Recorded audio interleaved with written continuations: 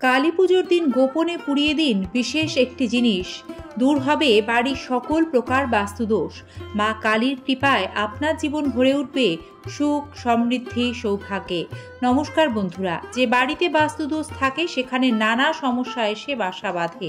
সমস্যা দূর করতে জ্যোতিষ মতে নানা উপায় রয়েছে, কারণ জ্যোতিষবিদদের মতে যে বাড়িতে বাস্তুদোষ থাকে সে পরিবারের সদস্যরা অক্লান্ত পরিশ্রমের পরও কাঙ্ক্ষিত ফলাফল লাভ করেন না। তাদের জীবনে বারবার বাধা বিপত্তি আসে।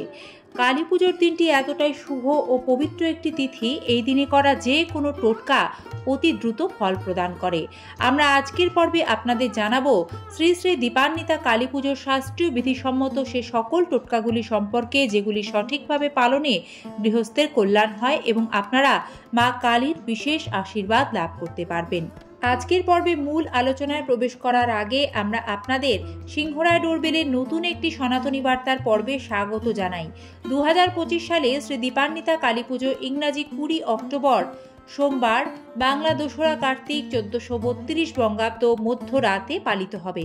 অমাবস্যা তিথি শুরু হবে 20 অক্টোবর সোমবার দুপুর 2:57 অমাবস্যা তিথি সমাপ্ত হবে ইংরাজি 21 অক্টোবর মঙ্গলবার বিকেল 4:26। বন্ধুরা, মা কালী শক্তি রূপে পূজিত হয়ে আসছেন। তার অপর নাম শ্যামা। অশুভ শক্তির বিনাশ করে তিনি জগতে আলো ফিরিয়ে দেন। তবে তিনি মাতৃরূপে পূজিতা হয়ে থাকেন এই দীপাবলির দিন। শাস্ত্রমতে দেবীর পছন্দের খাড়া, আর যারা বারবার বাধা বিপত্তির সম্মুখীন হন সেই সমস্যা থেকে মুক্তি পেতে জ্যোতিষবিদদের মতে শ্রী দীপান্বিতা কালী পুজোর অমাবস্যায় কোনো একটি কালী মন্দিরে যদি নতুন একটি খাড়া মা কালীকে ভক্তি ভরে দান করতে পারেন, তাহলে দেবীর কৃপায় কঠিন বাধা বিপদ আপনাদের জীবন থেকে নিমেষে দূর হবে। আপনারা সর্বকার্যে সফল হতে শুরু করবেন। মা কালীর অত্যন্ত প্রিয় লাল চেলি, সিঁদুর এবং লাল জবা। তাই আপনার কোনো মনস্কামনা থেকে থাকলে সেটি পূর্ণ করতে দীপান্বিতা কালী পুজোর দিন মা কালীকে একটি নতুন লাল চেলি, সিঁদুর ও লাল জবা নিষ্ঠা ও ভক্তি সহকারে অর্পণ করুন। পুজোর পর ওই লাল চেলি, সিঁদুর আপনার বাড়ির আলমারি বা কোনো সুরক্ষিত স্থানে রেখে দিন। এতে যেমন আপনার গৃহের বাস্তুদোষ দূর হবে, তেমনি আপনার অর্থাভাবও দূর হবে, পূর্ণ হবে সকল মনস্কামনা। বন্ধুরা, যদি কোনো কাজ করতে গিয়ে আপনি বারবার বাধার সম্মুখীন হচ্ছেন বা বিফল হচ্ছেন, তার কারণে হতাশাগ্রস্ত হয়ে পড়ছেন, চিন্তার কোনো কারণ নেই। এই সমস্যা থেকে দ্রুত নিস্তার পাওয়ার জন্য রয়েছে জ্যোতিষবিদদের মতে একটি অত্যন্ত চমৎকারী উপায়, যেটি এই দীপান্বিতা অমাবস্যায় করার বিধান দেওয়া হচ্ছে। সেটি হলো মা কালীর অত্যন্ত প্রিয় হলো গুগ্গুলের ধূপ। কালী পুজোয় গুগ্গুলের ধূপ জ্বালালে মা কালী যেমন প্রসন্ন হন, তেমনি জীবনে বহু বাধা বিপত্তিও কিন্তু দূর হয় এর সঠিক ব্যবহার করতে পারলে। তাই এই দীপান্বিতা অমাবস্যায় কালী পুজোর দিন আপনারা গুগ্গুলের ধূপের এই প্রতিকারটি পালন করুন। এই প্রতিকারের জন্য গুগ্গুলের ধূপের সঙ্গে শুদ্ধ গাওয়া ঘি, একটু হলুদ বা কালো সর্ষে একসাথে মিলিয়ে জ্বালিয়ে দেবেন। তার যে ধোঁয়া সেটা সারা বাড়িতে দেখিয়ে দেবেন। এই প্রতিকার এই অমাবস্যায় শুরু করে টানা 21 দিন করতে হবে। দেখবেন ধীরে ধীরে সমস্ত কাজ সম্পন্ন করতে এটি আপনাকে সহায়তা করবে। বিশেষ করে নেতিবাচক শক্তির প্রভাব কমবে এবং শুভ শক্তির আগমন ঘটবে আপনার গৃহে ও জীবনে। বাড়ি থেকে বাস্তুদোষ ও নেতিবাচক সমস্ত অশুভ শক্তিকে দূর করার জন্য কালী পুজোর দিন সন্ধেবেলা 5টি ফুল সমেত লবঙ্গ নিতে হবে। সাথে লাগবে 3টি কর্পূর, 3টি বড় এলাচ ও একটি নিখুঁত তেজপাতা।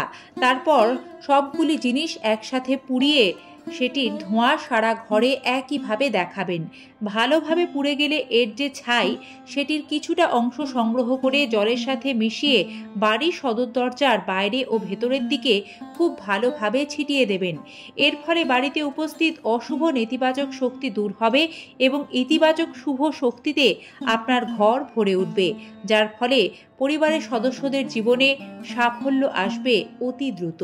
বহু পরিশ্রমের পরেও অনেক ক্ষেত্রে দেখা যায় আর্থিক উন্নতি হতে চায় না। অর্থভাগ্যে উন্নতি চাইলে এই কালী পুজোর অমাবস্যায় 7টি গোলমরিচ ও লবঙ্গকে মাথা থেকে ঘুরিয়ে এমন স্থানে ফেলে দিন যেখানে কেউ যাতায়াত না করে। উল্লেখ্য, এই কাজটি অতি গোপনীয়তার সাথে করতে হবে এবং লবঙ্গ গোলমরিচ চারদিকে ফেলা হয়ে গেলে আর পেছন ফিরে তাকাবেন না। এই কাজটি করলে জন্মছকে থাকা বহু গ্রহগত দোষ ত্রুটি খণ্ডন হয় এবং নজর দোষ কাটে, যার ফলে অর্থভাগ্যে উন্নতি হয়। বন্ধুরা, টাকা ধার দিয়েছেন বা আপনি ঋণের জালে জর্জরিত, এই সকল সমস্যা থেকে মুক্তি পেতে এই কালী পুজোর অমাবস্যায় লবঙ্গের চমৎকারী একটি উপায় করতে পারেন। এর ফলে মা লক্ষ্মীর কৃপায় অর্থ ফিরে পাবেন। কারণ দীপান্বিতা কালী পুজোর সন্ধ্যায় কিন্তু দীপান্বিতা লক্ষ্মী পুজো করা হয়। এর জন্য এই অমাবস্যা তিথিতে রাতে কর্পূর জ্বালিয়ে তার মধ্যে 21টি লবঙ্গ পোড়াতে হবে, সাথে দিতে হবে শুদ্ধ গাওয়া ঘি। এই কাজ হয়ে গেলে মা লক্ষ্মীর ধ্যান করবেন, এতে মা লক্ষ্মীর আশীর্বাদে অর্থভাগ্যে উন্নতি আসবে। জ্যোতিষ ও বাস্তুবিদদের মতে অমাবস্যা তিথিতে পুজো করার সময় কর্পূরের সঙ্গে শুদ্ধ ঘি মিশিয়ে পোড়াতে পারেন। এই দুটি জিনিস জ্বালিয়ে প্রতিদিন যদি নিত্য পুজো করার সময় ভগবানের আরতি করতে পারেন, তাহলে আপনার গৃহ হবে সমস্ত রকমের বাস্তু দোষ থেকে মুক্ত। জ্যোতিষশাস্ত্র অনুসারে কর্পূরকে অত্যন্ত শুভ বলে মনে করা হয়, তাই প্রতিদিন পুজোয় অন্তর্ভুক্ত করতে হবে এই কাজ। মনে রাখবেন বন্ধুরা, এই বিশেষ প্রতিকার করার সময় কর্পূর সম্পূর্ণরূপে শুদ্ধ ঘিয়ে ডুবিয়ে রাখতে হয়। জ্যোতিষশাস্ত্র অনুসারে অমাবস্যা তিথিতে লবঙ্গ ও কর্পূর একসঙ্গে মিশিয়ে পোড়ানো হলে ঘরের সমস্ত সমস্যা দূর হয়ে যায়। তবে এক্ষেত্রে কর্পূর ও লবঙ্গ একসঙ্গে পোড়ানোর পর তার ধোঁয়া সারা ঘরে ছড়িয়ে ঘুরিয়ে দিতে হবে।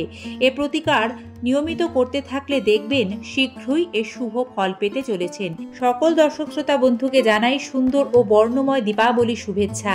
মা কালীর ওপর পূর্ণ আস্থা ও ভরসা রাখলে মা আমাদের সকলের দুঃখ কষ্ট চিন্তা দূর করবেন।